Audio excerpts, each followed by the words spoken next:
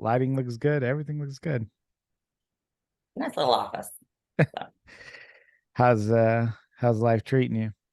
not bad, not bad. Just this is rough. You want raw, this is what you get. Because I've been working since about I do chemotherapy 2 days a week, and then I opened up my own business up in June. So I've been nonstop feet hitting the floor and trying to get that up and rolling. So of I'm sure that so well, first, thank you for coming on the show. I really appreciate that. course, Yeah. And I was gonna ask you about this. So you're a nurse? yes. Okay. How and do you work like when do you work nights or like I during the work day? days. Days. Okay. I work at a chemo. I've been nursing for about 11 years. I've Hmm. done chemotherapy and oncology for probably a good 8.5 years of that. I did 3 years Okay. of travel nursing. Okay. That's pretty interesting. So what made you get into oncology? I was working in an ICU, a surgical ICU, and one of the patients that I happened to take care of was a pancreatic cancer patient, and the Mm-hmm. oncologist at the time came by to come and check on them after they had surgery, Mm-hmm. who happened to be a physician that was on call from another hospital. And he knew my mom, he knew who I was, and he could see that I was like just kind of worn out and tired. So he was like, "Hey, I would love it if you would come and work for me." His name is Dr. Graham. Still call him Dad to this day. And he got me into it. So I became his nurse, and I worked inpatient and outpatient chemotherapy and oncology for about 6.5, 7 years, eight Mm-hmm. um, almost 6.5 years. And then I left there to go do travel nursing for 3 years. Uh-huh. And then I went back to it once I got done travel nursing after 2020. I was like, yeah, I'm done. Um, Like I'm not traveling anymore. I was Over. like, it's like, yeah, I'm kind of over this. And so I found a job, went back to oncology. We moved out here to Murfreesboro from downtown Nashville. Mhm. And I've been there for 2.5 years so far. I just went part-time June 1st to open up my own company. For some reason, I didn't think we lived that close. I guess I never paid attention to it, but I'm in Nashville Are too. you really? Yeah, yeah. That's hilarious. I thought you were like in another state, but No, no, so my office is actually at Olympus Gym. oh, okay, okay, Yeah. very cool. So we have something else in common. I was wondering for you to finish, but I was gonna say my wife has been a nurse now for a year, and I'm in nursing school myself. Okay. So So yeah, so hopefully I'll be in the field and into 2024 is when I'm supposed to graduate. Nice. So Congratulations. thank you. So yeah, that's exciting. So you started your own company. What do you do? Like what's the So I own Chiseled Aesthetics, which theoretically I've been doing for quite some time now. I just never actually, provided an LLC. right? So this past year I was like, you know what? If you're really good at something, get paid for it. So Hmm. I started Chiseled Aesthetics, which is basically competition, tanning, hair and makeup. And Hmm. then the aesthetics portion of it is Botox, fillers, and IV therapies. Got it. Got it. So most of the time, my office hours normally close at like 12 on Fridays, like noon on Fridays, because Mhm. 90% of the time, because of my husband who is a coach, we're traveling somewhere most of the time, especially all throughout the summer. Between Sure. like the end of May until September, we're constantly gone in a different state or different country, depending on the time of year. And we just some of the places that we would go, some of the tanning companies that we would see, I just like I can do better than this. Hmm. And like so, and I had been doing tanning for about 10 years. So Um, like if you don't mind me asking, like do you remember like what kind of problems you saw or like what made you think like just the it, color, the product, the unevenness, the mhm. splotchiness, it would turn green, it wasn't dark enough, it would be yellow. It just I don't know if it was just mixing colors, the base they were using, or whatever the case was. Like it just was not even, Yeah. it wasn't. And I'm a protein athlete, and I've always used protein. I love protein, but I've never used or had it used on me to where it just didn't look good. Like I've never had a problem with it. So Now I some know there are go, some people that say it doesn't work for them, and that's fine. But every time I've used it or had someone use it on me, I've never once seen a problem. Yeah, sometimes you'll see that even at like the highest levels too. It's not just like some people will, hear this and think, oh, that's just like on the amateur level. Sometimes you'll see it on the pro level where like guys or girls that are like very high level and they come out and they're like tan isn't great. And so it's, I don't know what like that, what that accounts for. It could be the person doing it, it could be something else, but basically you decided that that was, you know, I enough just, was enough. Yeah. when you have athletes that work their butt off for 12, 15, 20, 25 weeks for a show, Mhm. and they are basically blindsided, on stage by their placing because you can't see their hard work. Mhm. I mean, that's so unfair. That's not okay. And so I had been doing it for a long time. So last year my husband and I invested in like the tent, the fan, the backdrops, like everything. Like we've got Mhm. it down to a science now. And obviously, like we follow rules and protocol, but like how you're supposed to go about doing things, not being at the host hotel, like we respect that very much so. Mhm. And two, like I know who I represent as an athlete, so I want to represent in the best light possible. So it is just, it's something I don't broadcast it like a whole lot, been like, come have your tanning done by me. I'll be at Mhm. this show, this show, this show. I'll just say, hey, Chiseled Aesthetics is going to be here. And Yeah. like, if you know me, like I know a lot of coaches, I know a lot of people. If they see that there's like a specific tanning company that they don't like, they'll reach out to me and be like, hey, are you going to be at this show? I'm like, yeah, I'll be there.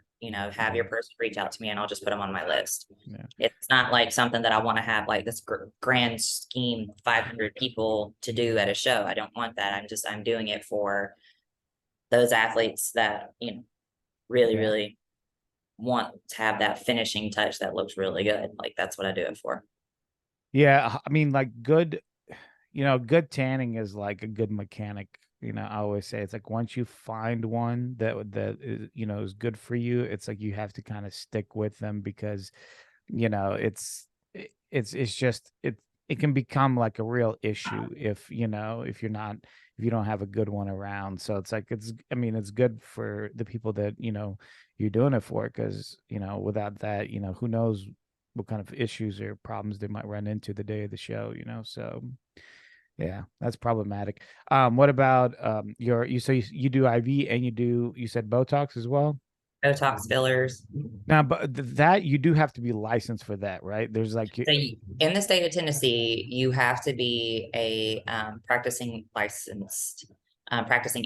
So I obviously am a registered nurse in the state of Tennessee. I have a multi-compact license, so I can go to many different states. But in Tennessee, you can be a nurse injectionist. It's different from state to state. Um, gotcha. Okay. and so, but I do have a oversight by a medical director and a physician. I have a computer program that I bought into that does all of my documentation, that I put that in there. He has already overseen like all documentation that we use, and he's approved it ahead of time, kind of like Mhm. as it's standing orders. And all consents, documentation, whether it be filler, whether it be Botox, whatever the case is, he goes through and signs off on anything. If there's anything that he has a problem with or has questions about, he'll talk to me about it. But when I approached him, he's actually one of my oncologists. I approached him and I was like, I had been sitting on this idea for literally like 6 months. And I Mhm. was like, well, I'm going to do this. And he's like, God, I'm so tired of this. I just want to retire and open a wellness ranch. I was like, well, let me get a head start for you. And so yeah, so Yeah. everything that I've done, I've ran by him first, and he's awesome. He's absolutely awesome. Yeah. So yeah, I am That, overseen by a licensed medical professional. yeah, I mean, that's fantastic. Yeah, I was talking to my wife and I was like, the concept of injections and Botox and fillers and all that came up, and I was like, can anybody just do it? And she's like, no, no, no, no, no. You got to be like, you got to be a nurse. In some places, there's even more that has to be worked through to get that accomplished. So I was like, oh, okay, well, at least like because sometimes you hear like of like horror stories of people like doing stuff that they like going to people that they shouldn't go to and things like that, and they ended up looking really bad. So it's important to be like done under Unfortunately, there are, and like, and I even went, like, you don't, in the state of Tennessee, you don't actually have to be certified Mm, to do Botox and fillers. I was not going to step in that realm and not have that certification. To me, that's just more of a pride thing. Like, I want to be able to show I've done the work, I've done the research, I've gone to class, I've, gone. So I went and actually got certified in neurotoxins and fillers. mm, Um, and there's actually another course, there's an advanced course that they want you to do after a year of doing it, which I'll go and do probably in January of next year. mm. Um, but it all depends on the person too. There are some people that are just like, yeah, they might be really good at what they do, but all they want to do is push more for more money. And I've seen the results of too much and, oh, well, you should do this, this, and this, and you should do this. Whereas like I always go with less is more. Right. Like if you come at me and you've got a duck bill and your lip shirt is here and you're Hmm. like, I want more lip fillers, I'm gonna be like, no.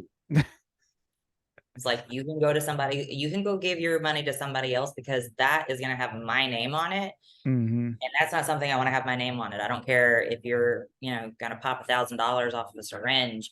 I don't want my name on that. That looks Yeah. disgusting.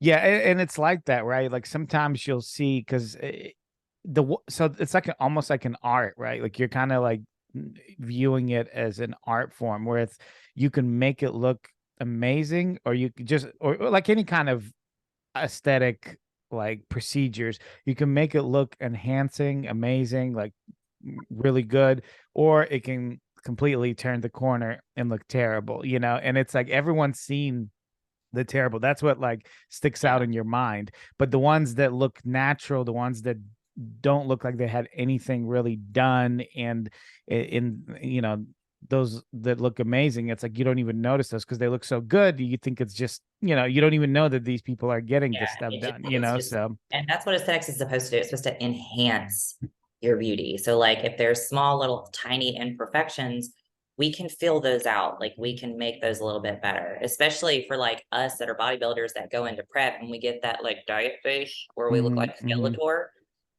Fillers can be used to not, I mean, kind of just make you look a bit more normal versus like Hmm. sunken in, because Yeah. that's kind of the whole purpose of it, is to create filling inside where those fat pads of our face naturally are. Sure. There was something else that I saw that I didn't even realize until I saw it, I believe, in a commercial, and then someone mentioned it to me that Botox can also be used to treat migraines. Yes. I didn't realize that was a thing. Is it just because it numbs those areas around like the receptors, or like how does that work? Do you know? So the actual mechanism of botulinum toxin A, or Botox, is it basically covers or hides the acetylcholine receptors, which are Okay. the receptors for movement within the muscle. Hmm. So it blocks those receptors. Those receptors stay blocked anywhere between 6 weeks to a year. And it depends on the person. It also depends on your metabolism. If I'm in prep, like deep prep, I can go like my Botox might last 6 or 8 weeks Hmm. because my metabolism just is rampant. Whereas in the off season, it'll last 3 to 5 months where I don't have to do anything. Interesting. Mm, So okay. it's completely based upon the person. I have one client, I do her Botox, and she's like, all right, I'm good for a year.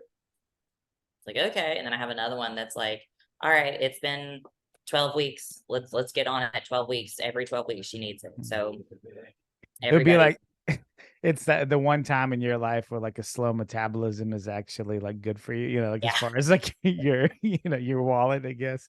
That's for a year. That's amazing. Just do it like one time a year. That's incredible. Yeah. But yeah, so Or yeah, exciting. So in that this is all out of, you said, Olympus? yes, I have my office is inside of Olympus Gym. I have my first room, which is my office room, is also my injection chair. So Hmm. all my Botox and fillers is done in this room. And in the other room, I just got done setting up my IV therapy room. So it's 4 chairs. I do IV therapies, basic, whether it's just basic hydration, if you need extra little immune support with vitamin C, zinc, all those fun Hmm. little those little micronutrients that we don't quite get enough of, or we're just not taking in enough supplements. Because I mean, I'm just as guilty as everybody. There are days where I forget to take all of my vitamins and my minerals and stuff like that, especially in the Sure. off season. Like when you're in season, you're dove in and like you're on point, but you kind of forget about those things in the off season, which are just as important. Yeah. We And then kind of I guess they wouldn't have to necessarily go through the digestive process like so you would correct. just go straight into the vein. So you literally, and through the GI tract, theoretically, you're absorbing roughly 50%. Once it's broken down, once all the byproducts is taken away, obviously the gelatin capsules are, digested away, and it finally gets to your, small intestine and you're absorbing it, you're looking at about 50% absorption. Whereas when I give it to you intravenously, you're getting 100% of all of the nutrients that I'm giving you. Hmm. So, Yeah. so obviously, like, and the good thing about things that I'm giving you is that they are what they call, well, they're water soluble. 90% of everything that I give is water soluble. So it's excreted very easily. So it's absorbed, it's in there, it's excreted through the kidneys and, And out of your yeah, system with after urinate it it's out. absorbed Yeah. or whatever needed. Hmm. So I really, really like having this. It was something that, honestly, it was Bonnaroo that gave me this idea because we were driving back from Junior Nats, and I looked over at Manchester and I saw just droves of people in cars and tents, and it was like 102 degrees. It was wonderful Middle Tennessee weather, Uh-huh. Uh-huh. and I was just like, I bet I could make a fortune in IVs in there. And I stopped and I was like, why don't I just do that anyway? And I was just like, why don't I just offer that? Because I want to cater to the people who obviously care about what they look like the most and care about their body and care about health. So, like, bodybuilders, especially post show, like, who doesn't need hydration post show? I could be Hmm. the way that you prevent rhabdo. I could be the way that you get everything back to flowing the way it needs to be. Like, Yeah. I'd love to be that for somebody, like be there Yeah. to help you, because so many people don't realize how important post show is and like how critical that time is for you. Sure. I mean, and you're talking about extreme dehydration at that point. So it's like, Yeah. being hydrated intravenously is a huge benefit. And orally, you can only take so much water before you start getting like bloated and you start feeling terrible, and all the negative effects of drinking too much, but intravenously, I mean, there's no, I would assume the limit is much higher, for you to take. So. Just you're not limited necessarily on volume capacity, only because it's not going through a small stomach Hmm. and trying to Hmm. get absorbed. It's just going straight into your vasculature. Right, right. Yeah, huge. This is also, I used to, when I was younger, not so much anymore, but I used to be involved in a lot of combat sports like wrestling and Muay Thai and all the sports where you have to like make weight, and there's a lot of dehydration in those sports as well. So like, something like IV, therapy would be like a huge, benefit. Some organizations made that no longer possible because they want to prevent people from getting so dehydrated, but not all of them, so Yeah. it can be a huge benefit there as well. I was going to ask you, how did you get into like weight training and fitness in general? Was that just something that you like always done, or is that something that came about like later in life? It, so I wasn't always an active kid. I was an only child. I was born and raised Jackson, Mississippi. Grew up my teenage and adult years in Madison, Mississippi. Played volleyball, basketball, excelled far faster in volleyball than I ever did anything else. Um, which is funny because all the fitness girls, have some sort of background, whether it be cheerleading and gymnastics. And I was like, Hmm. I can jump really high. I don't know if that matters anything. That's about it.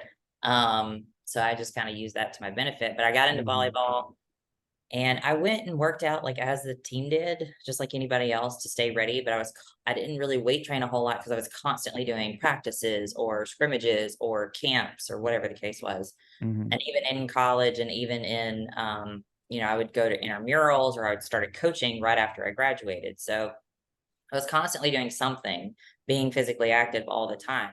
And it wasn't until I got married to my ex-husband, my first husband, when I was 22. Mm-hmm. Um, yeah, 22. He had opened his own one-on-one personal training facility. And he actually kind of forced me to be a trainer on the people that he didn't want to train. So he just like pawned them off on you. Yeah. And I was like, and at the time, like I knew roughly what I was doing, but Mm-hmm. like I had to basically become a really fast learner. Um, and so when we ended up finally getting a divorce, I was just kind of lost, didn't really like know who I was, knew what I was doing. But I was like, the one place I always remember that like I could make friends, or because I like literally had like shut everybody else out of my life because of him, Mm. except for my best friends. Like I had two best friends that stuck by my side regardless, and those are still to this day, Liz and Kirsty, my ride or dies.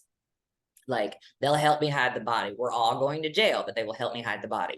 Um, and I was in the gym and somebody like literally saw me working out like on a regular basis and came up to me and was like, hey, do you want to be on my fitness team? And I was like, Mm. yeah, sure. Had no idea what he meant. Not a single clue. And he was like, great, there's a competition that I'm doing next weekend. You should come. It's in Hattiesburg. So it's about an hour and 15 minutes outside of Jackson. Mm-hmm. Drove down to Hattiesburg, watched my very first uh, bodybuilding show, the NPC Pine Belt Showdown in Hattiesburg, Mississippi. Fell in love with it. Had never even knew what this was, had no idea what it was. And so from that point on, I was just like, I was hooked. So like later on, 2012, 2013, did my first show, started competing ever since. And it was from there that I learned over time, like certain body parts you train a certain way. And like even from the time that I started when I was 25 until even now, like I'm still, the point is to continue to grow and to continue to learn. So even now I'm still learning new ways of training. Mm-hmm. I Mm-hmm. realize also how dumb I was training back in 2012 and how idiotic I was with some of the things that I did for prep. But I mean, that's kind of the whole process, is just to learn. So Right. It takes time to like you build, you do something better the next time, then better the next time. And then by the time, a few years go by and you're firing on all cylinders. So what kind of things did you like do that you're like, that was crazy? Why did I do that? honestly, a lot of it was just like, for starters, I went to the gym just to work out. Like I didn't have a plan. I was like, I'm gonna do back today. So like I would just pick back exercises for whatever, just because I liked them. Like it Mm-hmm. wasn't with a purpose. It wasn't training with a purpose. Or if I did legs, I thought, well, doing legs means doing a bunch of squats or walking lunges. And like I never really thought about, hey, you might need to train your hamstrings. Like it Mm-hmm. just never was a thing. Like it never dawned on me. And at the time, I was coached by like somebody who was under like other big name coaches that were just kind of filtering those workouts and like meal plans like for everyone else. Mm-hmm. So like I would sit there and do like 3 reps of 25, and I like to lift heavy. So I was like, this isn't for me. So like that's why like you see through my progression, like I started in bikini and like Mm-hmm. I was doing all the cardio all the time. Like when you start out prep and you're doing an hour and a half of cardio or an hour of cardio and you do that solid for like 15 weeks, like Yeah. you're gonna lose muscle. You're not gonna be your best. Like Right. you start taking away more and more food that far out with all this cardio, like your body gets used to functioning at low calories. Mm. So I'm looking at like your Instagram right now. I'm pulling a picture up. Hopefully you'll be able to see it. So is this you starting off in bikini on the that left? was that was me when I started out in bikini. So the fun Okay. thing about that is I actually could not find a single picture of the first year that I competed. I think this is like the second or third year I competed. So maybe like 20, I started in 2013. So this might be 2014, twenty Mm-hmm. fifteen. I think it's 2014. But yeah, that was me in bikini. I was like, I think I was like 128, 30 pounds. Right. So what's crazy is that like like even though the looks are so different, right? Like on the right, you look, I mean, it looks incredible. And this is 2022, right? On the right. Yeah, that was on the Olympia stage at 2022. Yeah. So, but I still see like a great structure like on the left, like like where you can imagine like, okay, if this girl like like puts on some muscle, like kind of works hard, like she's gonna look incredible. So it's like it's funny how even in like a depleted, like even not training as not knowing how to train as well as you do now, that you still have like a genetic look that people could potentially look at and say, okay, yeah, she's gonna be much better. Sometimes like it happens like that. You can tell even when people aren't necessarily in that moment look that way, like Yeah. you can see their potential, I guess, is basically what I'm trying to say. So that's like part of being like a good coach too, is seeing people's potential. Like, do you find that like maybe in yourself, like do you see, like you look at people and be like, yeah, they're not there, but I Oh can yeah. see that they're There gonna get there. there was a girl, so Josh was the commentator. Him and Alex Baugh, they both run the Aftermath podcast, and Mhm. they were both invited to do a live stream commentation of the Greater Tennessee Valley, Will Mhm. Wise's show down in Huntsville. Great Yeah. show, by the way. But there was a girl there, and I can't her. It's gonna kill me because I can't remember if it was Amanda or Hannah. I think it was Amanda. She was figure. And she got on stage, and I looked at Josh, and I looked at her, and I looked at Josh again, and I said, that girl's going somewhere. Mhm. Because she wasn't fully developed. She wasn't like incredibly shredded. She didn't look like she was ready for any pro stage, but you could just tell her shape, the muscle, the symmetry, like there was so much potential there. And Yeah. so instead of like trying to make a big scene of it, I just like found her on Instagram and messaged her. She had Mhm. already gone back to her hotel room and saw my message, showered, and came back so that she Really. so like I'm sure she came to like watch the end of the show and stuff too, but it was like uh it was really cool because like and then I got to talk to her for a little bit after the show. And so that was really nice. But yeah, like when you see, to me, it's like, the rules that like Arnold gives in his big speech. It's like, ignore the naysayers. But one of the things that he says is like, break the rules. But he says give something back. And I wish somebody had done that for me as a kid or for other people that I knew that had a lot of potential, but just didn't see it in themselves. So quit so early on in their career. mhm. Oh, well, just like, I mean, clearly I'm not really cut out for this or whatever. And so they stop when like, so being in the position that I am now, being traveling so much and being involved so much with the NPC, especially in Tennessee, I want to make people know, like, especially those who have that little something, like, if I see it, I'm gonna tell you. Yeah. And that's what I wish that more people, more pros would do more of, without wanting anything in return. Like, not be like, hey, you got a lot of potential. I could coach you there. Like, no, I'm Right. not trying to sell you.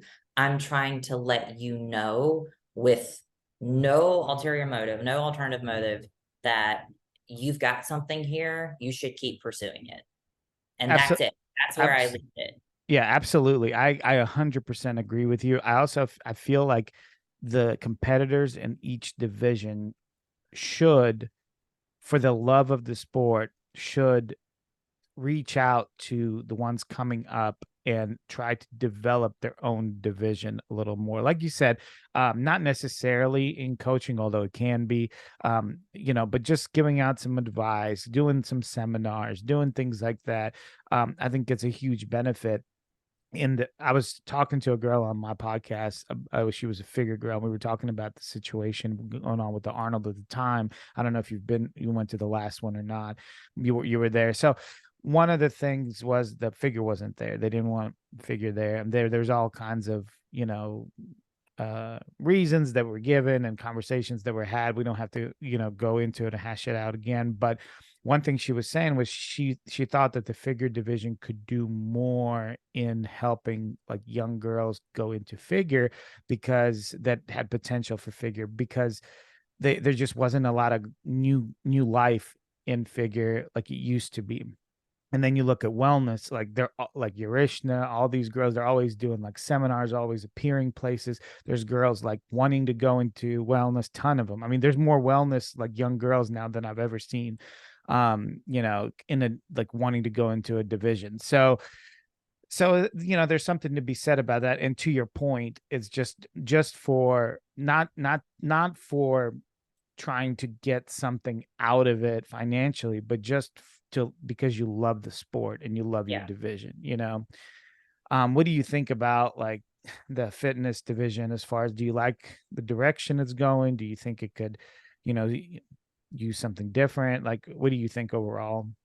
So as for the pro division,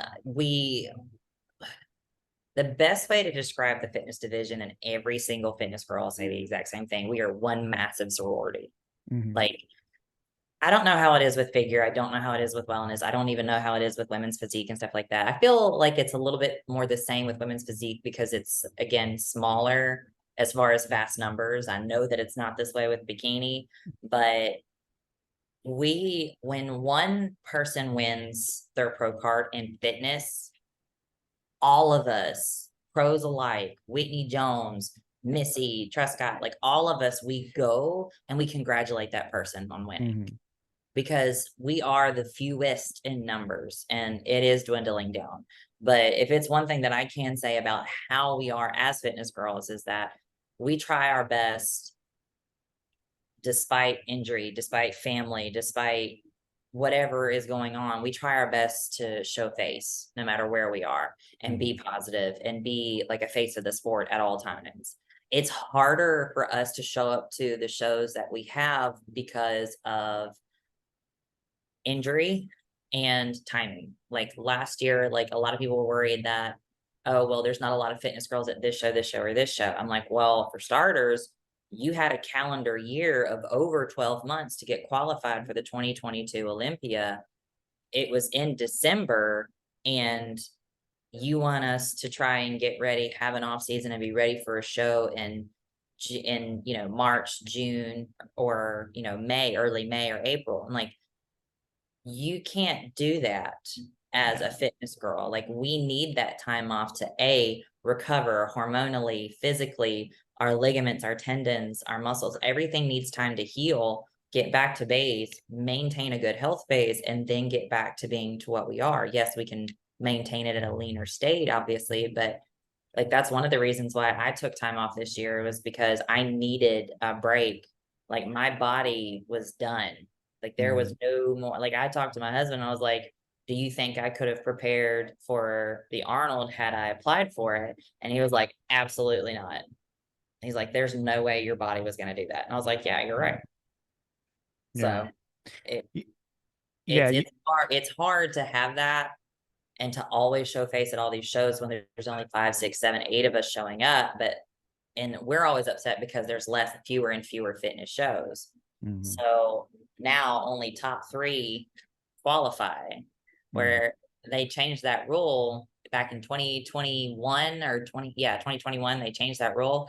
And I was just kind of ticked off. I was like, well, that's stupid, because the top 3 are all previous fitness Olympians. So they're already qualified for life. Right, right. Yeah. So it's kind of weird. It's like, because it doesn't. So there really isn't an current Olympia qualification, because it's like the top three, like you said, are already Olympia champions. You might as well not even have qualification. It's like it doesn't matter anymore. At that point. So yeah, it's weird. Fitness to me is so unique, because it's like it's the only division where there's an actual performance based, you know, uh, a competition. It's like everything else in bodybuilding what some people might say, and I don't mean this in like in a derogatory term or anything like that, but it's like a pageantry, right? Like Yeah. you're showing off what you have done in the gym. So the workout was in the gym, but right now you're just showing it off. And so like fitness is so unique because it's like not only are you working out at the gym to build this physique to show it off like everyone else, but now you're also having a performance like any other sport would have, like a gymnastics or whatever else that you're being judged on. So you're talking about coming in condition, exhausted, dehydrated, all these things, and being able to perform all these jumps and so forth, and this the routines. I mean, to me it's incredible. But it's I did notice that it seems like even when I started this podcast a couple of years ago, I did notice that it feels like it's becoming like a smaller community even from then, which was already kind of on the smaller side, you could say. But there's pros and cons with that, right? Like you said, all the girls I've interviewed in fitness love each other, support each other. So there's like pros to that. The con, of course, comes in, I would think with regard to, competitions and so forth. What do you think? It is, and it's like I think it comes from the amateur level as well, because Mhm. th- a lot of people have this idea of, oh, I couldn't do that, so I'm not even going to try. Like, I can't do all those things. I can't do a lot of those things either. I don't have the gymnastics background. I don't have the cheerleading background. Like, I have a volleyball background, so I can jump really high and land on my face really gracefully. Like, that's about the extent of it. So I have it. I wish, and we actually all talked about this. We all have a Facebook page, the pros do, and like we kind of spitball ideas. And one of the things that we had talked about at one point was doing seminars to help promote fitness in 4 areas of the United States. Like if we could pick 4 areas to get people in and have people, even if it was just doing a regular seminar or a bodybuilding seminar, and then introducing and trying to get people motivated to come into fitness, Mhm. or people who had a cheerleading background, or even if you didn't, like understanding that it is still possible to do all these things. Because back in 2019, when I won my pro card, they had taken out in 2017, I think was the last year they did. They took out the 2-piece round at the amateur level to get your pro card. So it was Mhm. solely based on your performance. At that point in time, I looked at Josh. Josh and I were dating or engaged at that point. We were dating at that point, and he was like, "Let's still focus on your physique, but you work on your routine." I was like, "All right, cool." He's like, "That way, when you turn pro, you can just go straight into a pro debut if you need to, Mhm. because you'll have the physique." And I was like, "That's fine. Smart. Let's do that." Smart. Yeah. Not everybody thinks that way. So a lot of these girls who just focused on the routine, yes, they surpassed me in getting their pro card before I did, but I won my pro card in 2019 at Junior USA's, and then did a pro debut at Miami 3 weeks later. Mhm. So I was still able to get on that stage. And I went and asked Sandy, I'm like, "Do you think I'm able?" She goes, "You're ready to step on the pro stage. You just need to get tighter," which is everybody's, Yeah. it's always a critique. Um, Yeah.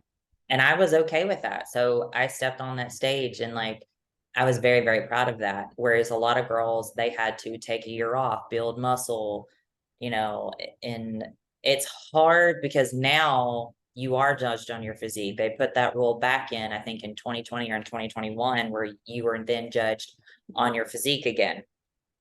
Um, and since then, like only the rule is, as far as I'm aware, at least for NPC worldwide, I'm not 1,000% sure on the NPC, but in order to earn your pro card in a category, there has to be a minimum of 5 competitors in that category.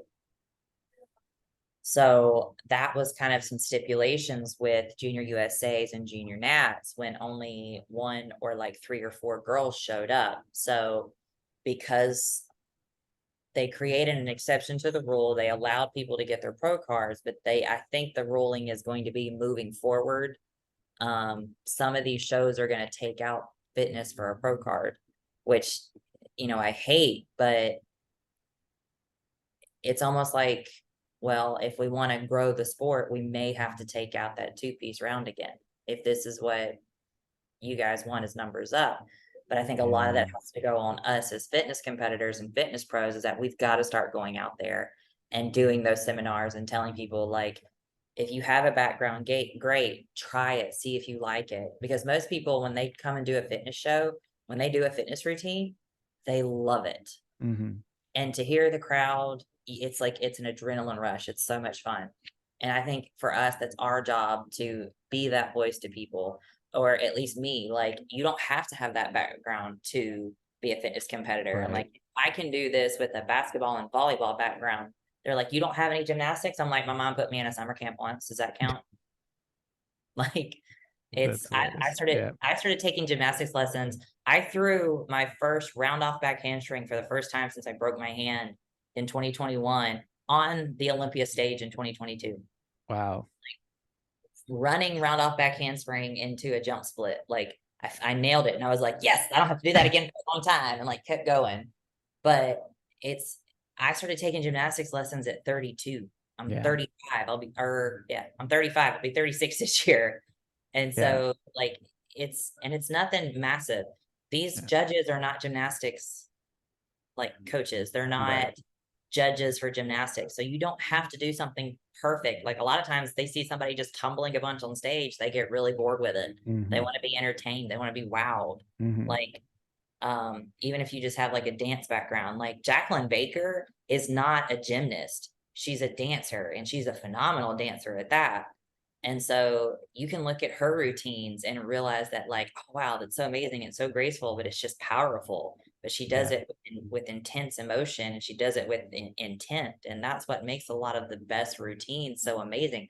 Oksana didn't throw in a back handspring until like what, 2019 Mm. into a fitness routine after she got done winning like all of them.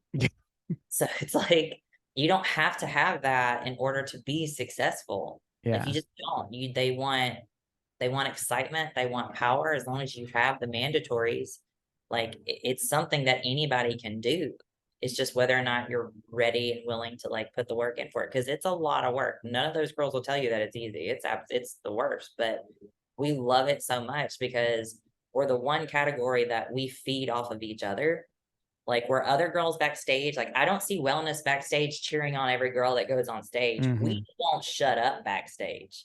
We're screaming for each other, backstage, if whether or not we've seen the routine before, and like, we know we can see that someone's struggling, like, we're screaming, you got this, keep going, you're almost there. Yeah. Like, not many categories are like that. And that's what I think most people are kind of drawn into the fitness category about. But it's our job as fitness pros to go out there and kind of, well, more or less recruit and get people to be more involved with the sport. And when you Yeah. do that, I think that's when you're going to see a better turnaround as far as obviously numbers, but the excitement, and even converting maybe people who were, figure pros, into Mm. potentially coming in and joining the fitness community as well. So Yeah, I mean, all those are fantastic points. I think it's one, I was going to mention, it's incredible that you started, gymnastic-esque, uh, you know, maneuvers, you could say, at post 30 years old. I mean, that's insane. Like most people will tell you like that, that's not an easy thing to do. It's like once you get to a certain age, it becomes your body just doesn't function like it used to. And so for you to be able to accomplish that is a huge deal. And it kind of shows that like you can kind of you can learn new things even though you're getting older, right? Even really difficult things. So I think so, but it's more. I've always been this way, even as a kid, though. mhm, If you, I'm not afraid to try it. If I can't do it, I can't do it, but I'll try it. mhm, And I'm so determined that once I try it and I'm like, hey, I kind of almost did it, I bet I can do it. mhm, So yeah. a lot of people is like, oh, well, I could never do that. Be like, you're right, not with that attitude. I think also gymnastics and tumbling and things of that nature is difficult for people because like if you've never done a backflip or you never tumbled backwards, just the sensation of like of attempting to make that movement is causes like fear. Like I know it does for me. Like I was like, okay, one day I was like, I'm gonna try a backflip, and then I was like, you know what, this is not gonna end well. Maybe Like not. maybe not. This isn't for me. But yeah, but to your point, I think it's a great idea to do like seminars, like 4 places around the country. Um, there are so many gymnasts, female gymnasts and female cheerleaders that at a certain point in their schooling, whether it's high school or college, they stop because for whatever reason, it might be some of them might be injuries, other people just, haven't went up to that level to go to the next level of competition. So, but these are all like incredible athletes, even at those levels, they're incredible athletes. So they need something to continue their athletic endeavors. And a lot of times if they don't have anything, they just stop, and so gives them a good way to continue being an athlete, continue performing, continue, excel in something. And I think it's a great idea. I mean, that would be fantastic if you guys were, able to do that. So, So we're trying to figure out at this point, like if there were 4 points in the US that we could all go to recruit people that we could all try to show up to, or at least mhm, like, because we're all over the US. So it's like, hey, mhm, what if we were in Seattle, who could all show up here? If we were in Arizona, who could all show up here? If we were in New Jersey or Florida, who could all show up here? And half the time, obviously the ones that were local would be there, but a lot of us would just come from across the country just to right. support it. So, because that's just how we are. Yeah. Like, I wonder if you could do it like on a weekend of like a relatively big show, somewhere where there's going to be a lot of people there already. And so yeah, they might be interested in, hey, let's just go ahead and jump in here and see, Um, at the Arnold, I was sitting just watching the show. There's so many, I want to say kids, but they're not like really kids, but they're younger than me. And so, yeah, and they were just sitting there. They're just getting into the sport. They haven't figured out what divisions they want to do or anything like that. They're just training. So it's like somebody, in a place like that or another, show that's relatively big. All those people will probably just jump in and say, "Hey, I'll go to the seminar," and check it out. Just my thoughts, but I think that'd be good. And a lot of times, like all these bodybuilding seminars where like you have like CBum or a mm, bodybuilder, like yeah, all your kids are gonna show up, but like there are girls that love this sport too. Like get somebody like that, get some fitness girls in there, because like everybody's like absolutely. bodybuilding, bodybuilding, bodybuilding. I'm like, all of us are in the background going, excuse me, y'all forget about us. Yeah, yeah, Like, absolutely. they're like, well, there's this many categories. There's bikini, wellness, figure, physique, women's physique, and bodybuilding. And I'm kind of going, You're like, like yeah, I us did too. that like at a workshop and was like, and that's all of us. And I went, and he turned around and looked at me and I went, and he was like, I am so sorry. Yeah, yeah. Like, It's kind of like a punch in the stomach, like when that stuff happens. like we're still here. We're Yeah. still here. I know you mentioned possibly like seeing if there's figure girls that might come over to fitness. Have you thought about when I talked to Missy a while back, last time she came on the show, she said that she's done some figure shows just because, and possibly maybe when she's done with fitness, maybe jumping into figure because there's no performance aspect of it. So do you think at a certain point, have you considered like when you're to an age where you don't want to do the tumbling, where you don't want to do the jumping anymore, have you thought about possibly like jumping into a figure class since your physiques are very similar, your presentation of the physiques are very similar? So believe it or not, my husband and I have discussed this, Hmm. and it would not be figure, it would be wellness. Um, Really? Okay. yes, and that is because I do maybe one, maybe two quad exercises a week. You grow that fast. Your Yeah. legs grow that fast now. It's kind of a running joke in my family, but all of the women and all there's only two women on my dad's side of the family, legit, other than married. And the two women in the family are I somehow got to be tall, but they're the other one's short and stocky. All of Mm. the men on my dad's side of the family, my dad, my uncles, both of them, my cousin, my Mm. second cousins, all of them were linebackers. Legitimate linebackers. They are all short, stocky, with an attitude and temper. Nice. Yeah. So our lower body genetically just explodes if we actually like try to grow it. Mm-hmm. So that's why like I do like now, even now in the off season, like I do legs, but my exercises are very hamstring glute dominant. Yeah, yeah. Yeah, well, that would be so that would be interesting because not only will you, jump from what I would imagine most people wouldn't jump from fitness to wellness. So that would be exciting. And then the other thing is you'll get to train legs like a maniac. So All the that would time. yeah, that would be exciting too. It's always interesting to me, like when I work out, like I'll get a weird desire to train like a different body part hard. Like sometimes I'm like, I don't want to train legs today. And then like another month or like some months down the road, I'm like, I get this super excitement to train legs, and then I can't do anything but train legs, So it's weird how like you're like the way you think about things sometimes kind of like changes your depends on your mood and so forth, Yeah. so but you'll get to do that. Is that something that you're like legitimately thinking about, or is that just like you're like, hey, down the road, if it happens, it happens? That is if something happens and I have an injury and I can't Mhm. continue to do this. The problem is that knowing me, um, I will still do it with the injury. I'm too stubborn. I literally in January 28th, 2021, Mhm.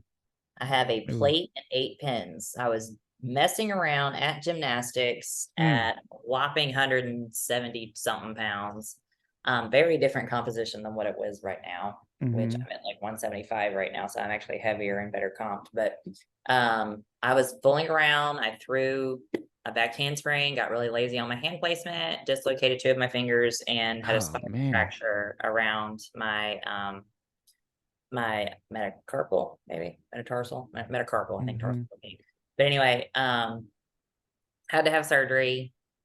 20 weeks to the day of my surgery, I stepped on stage at Mm. in it was still under a lot of travel restrictions because of COVID, but it was Mhm. 2021 in the Bahamas at the Puerto Rico Pro. She said 20 weeks. Yeah, 20 That, weeks to the day of that's surgery. insane. And I didn't stop. Like they were like, you can't grab anything. You can't, like, I was like this in a splint, like I couldn't do anything.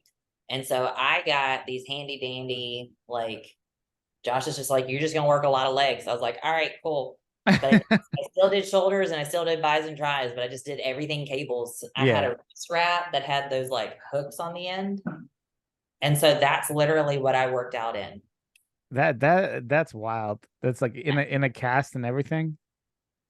That's I refused to not work out, and I refused to not get on stage that year. Well, I will tell you this, that while some people might say, that wasn't like the smartest decision to do because of the injury, I will say that like you need that mentality to accomplish like anything really, because you can't let things like stop you. If you do that, you're always going to be stopping. There's always going to be something in your way. There's always going to be some wall that's going to be in front of you. And so if you constantly are just like, oh, okay, well, another wall, I guess I'll stop. It's like you're never going to get any traction. So having that kind of mentality, often people refer to it as like a championship mentality, right? It's like champions don't let things stop them. They just keep going forward. So it's like, so I completely get where you're coming from. And it's hard, and I think it's very like, I think it's very arrogant for people to say, but like, that was really dumb. You needed to stop and be like, dude, Mhm. Jordan played in the finals with the flu. Yeah. Like, Yeah. don't give me that, Right. Right.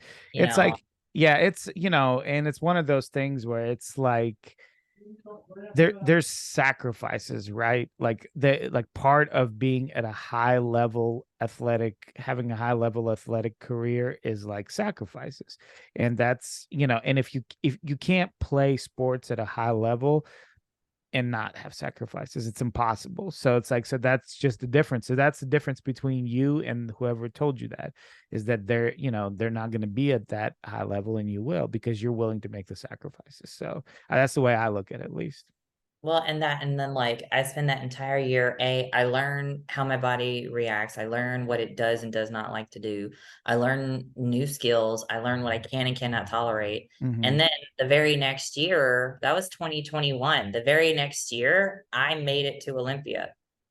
Like I wouldn't have made it there had I not learned what I learned the year before, had I Absolutely. not kept going. So it's like, and everybody's like, "Oh, you made it to Olympia." I'm like, "I got 11th place, which 11th in the world at the time. I'll take that. That's Mm-hmm. fine." Mm-hmm. Was it what I wanted? Absolutely not. I'm always like, "Man, I wanted this, this, this." Like I always want to shoot for higher. But Right. that is what I think creates an awesome athlete is someone who's thankful for what they have, not dis not un not ungrateful for what Mm-hmm. you did. Grateful for what you did, but always shooting for better. Sure. Very proud, very grateful for what I did. I can do better. Yeah. That's Yeah. a true champion mentality. I And agree. that's how, I mean, that's what it took to get there. And so hence again why I had to take a year off because like I learned last year what my weaknesses are. Like you learn every single year. And even if like, okay, you learn what your body needs, you learn what your body does. Okay, what does your body need? My body needs a break. And it was more metabolically. It wasn't because of weight training or anything like that. It wasn't because of gymnastics. It was metabolically, my body needed a break. My hormones needed to be rebalanced. And so that's that's how you learn. Mm-hmm. Yeah, no, agreed, agreed. Well, kind of to come to an end to this episode, because I know you're a very, very busy woman. You got a lot of a lot to deal with, a lot to handle. But what are your goals coming up? Are you planning to be on 2024 on the Olympia stage, or like what's the goal? My goal is 2024 right Mm-hmm. now. So we did a reverse, well, we did a recovery phase, and then we did kind of a short kind of growth phase Mm-hmm. back down because I had almost started prep like after about 5 months of an off season, so around May 1st, and then after about June 1st, I was like, "Hey, I'm starting this business. We gotta nip it." So he's like, "That's fine." So we just did a mini cut and a health phase, which is happening now, Mm-hmm. and it was just to maintain. My Right. goal right now is to continue a mini cut for a couple more weeks. Then we'll start another recomp phase. And then my goal is to try and start prep for the 2024 because I'm a long prepper. I don't do crash course dieting. I don't do Mm-hmm. head through a brick wall dieting. I don't do that crap. My body doesn't like to and it doesn't listen. So I do like 20 to 25 week preps. Mm-hmm.